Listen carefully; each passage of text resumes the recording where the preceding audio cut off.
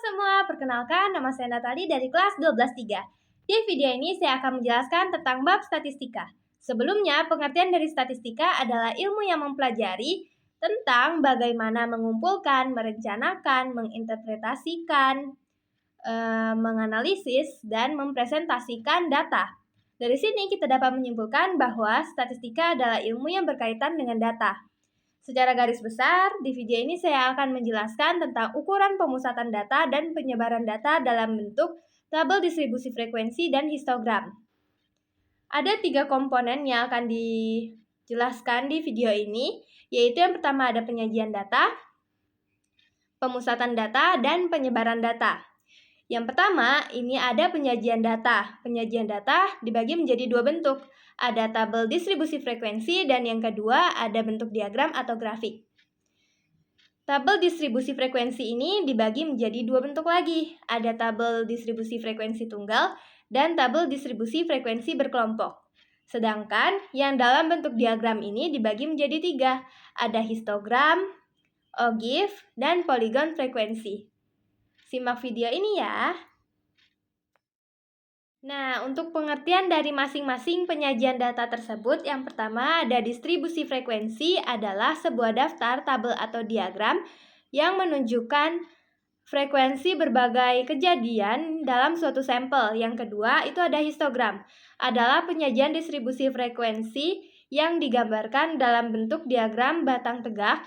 Yang ketiga, ada poligon frekuensi, adalah diagram garis yang terbentuk dari suatu garis yang didapat dari penghubungan garis-garis sisi atas persegi panjang yang berdampingan. Yang keempat ada ogive, itu adalah grafik yang digambarkan berdasarkan data yang sudah disusun dalam bentuk tabel distribusi frekuensi kumulatif.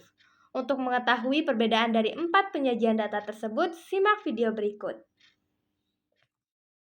Yang pertama ada tabel distribusi frekuensi data tunggal, yaitu jenis tabel distribusi frekuensi yang di dalamnya disajikan angka yang tidak dikelompokkan. Di sini dapat dilihat beberapa data dalam suatu soal. Pertama, urutkan data dari nilai terbesar hingga terkecil, kemudian hitung angka di setiap kategori dalam bentuk poly table, kemudian pindahkan hasil tersebut pada tabel dan beserta frekuensinya.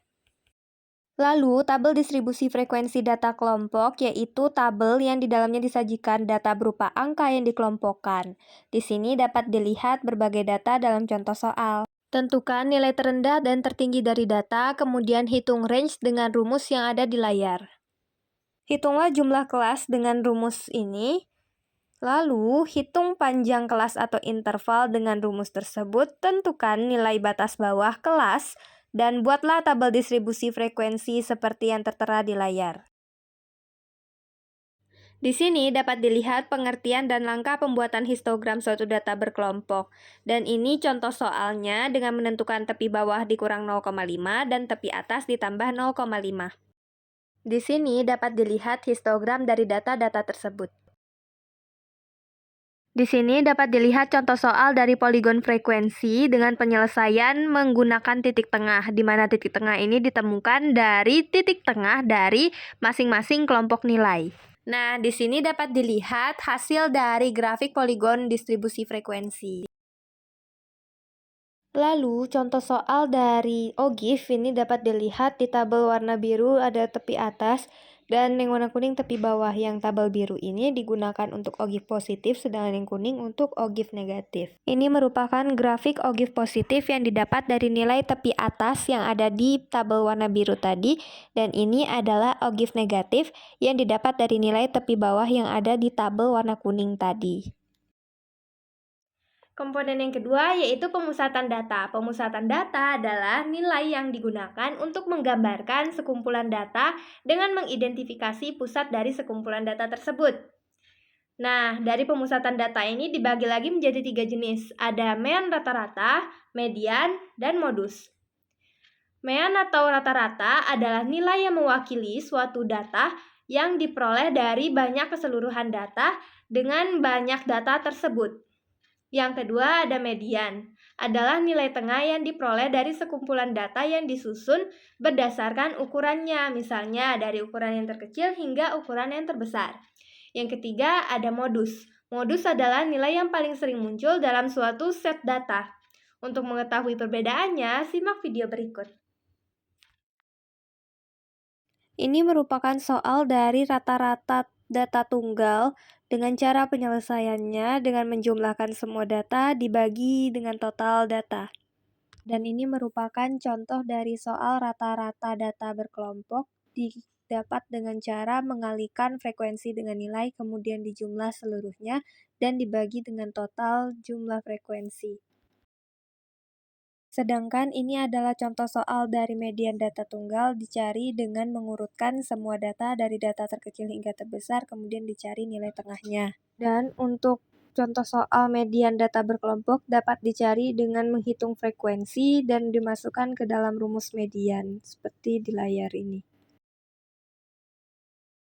Nah, ini merupakan contoh soal dari modus data tunggal dengan penyelesaian melihat mana data yang paling sering muncul. Sedangkan ini merupakan contoh soal modus data berkelompok yang diselesaikan dengan cara melihat mana frekuensi yang paling besar. Kemudian, untuk kelanjutan dari pemusatan data, saya akan menjelaskan sekilas tentang jenis lainnya mengenai pemusatan data, yaitu yang pertama ada kuartil, adalah ukuran pemusatan data yang membagi data menjadi 4 bagian sama banyak. Yang kedua ada desil, adalah ukuran pemusatan data yang membagi data menjadi 10 bagian sama banyak. Yang ketiga ada persentil, adalah ukuran pemusatan data yang membagi data menjadi 100 bagian sama banyak. Ini adalah rumus kuartil data tunggal, dan ini contoh soalnya yang dikerjakan dengan menggunakan rumus yang telah diberikan tadi. Sedangkan ini adalah rumus dari kuartil data kelompok beserta dan keterangannya. Dan ini contoh soalnya dikerjakan sesuai dengan rumus yang diberikan tadi. Nah, ini merupakan rumus dari desil data tunggal, dan ini contoh soalnya beserta dengan langkah pengerjaannya. Nah, ini merupakan rumus dari persentil data tunggal yang merupakan bahasan dari pemusatan data terakhir yang saya bahas di video ini, dan ini contoh dan pengerjaan soalnya. Nah, komponen yang ketiga ini ada penyebaran data. Penyebaran data ini adalah ukuran yang menyatakan seberapa besar nilai ukuran pusatnya atau seberapa besar penyimpangan nilai-nilai data dengan data pusatnya. Di video ini saya akan menjelaskan tentang 3 jenis penyebaran data, ada simpangan rata-rata, simpangan baku, ragam, atau varian. Simpangan rata-rata adalah jumlah nilai mutlak simpangan dibagi dengan banyaknya data. Kemudian dengan rumus berikut. Nah, simpangan baku adalah salah satu ukuran dispersi yang diperoleh dari akar kuadrat positif varian dengan menggunakan rumus. Nah, yang ketiga ini ada varian atau ragam. Adalah rata-rata hitung dan kuadrat simpangan setiap pengamatan terhadap rata-rata hitungnya dengan menggunakan rumus ini. Nah, untuk mengetahuinya, simak contoh soal berikut. Ini merupakan contoh soal dari rata-rata simpangan dari beberapa data, dan ini merupakan cara menyelesaikannya dengan mencari rata-ratanya. Kemudian, setiap data dikurangi oleh rata-rata, kemudian semua data itu dijumlahkan dan dibagi jumlah data.